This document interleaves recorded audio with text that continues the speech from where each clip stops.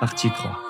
La naissance des Evas. Après le second impact, l'humanité sait que les anges vont revenir. Et pour se préparer, une organisation secrète commence à travailler sur une arme capable de les arrêter. Les Evas, avec la Nerve et l'organisation SEAL qui est derrière. Mais les Evas, ce ne sont pas de simples robots, ce sont des êtres vivants créés à partir des géants primordiaux.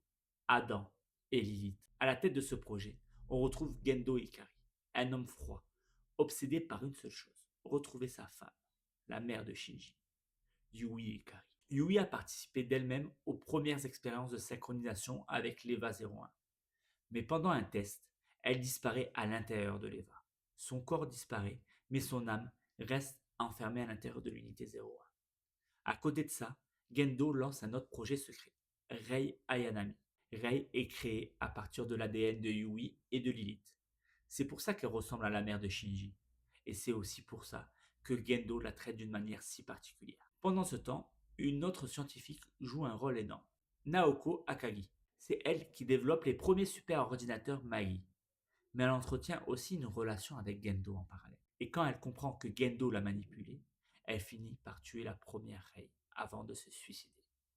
Et ce traumatisme va hanter Ritsuko toute sa vie. De son côté, Asuka vit aussi un drame. Sa mère, Kyoko, participe aux expériences avec l'EVA 02, mais elle perd une partie de son esprit dans l'EVA. Elle devient instable, ne reconnaît plus sa fille, puis finit par se suicider. Et c'est pour ça qu'Asuka grandit avec cette obsession.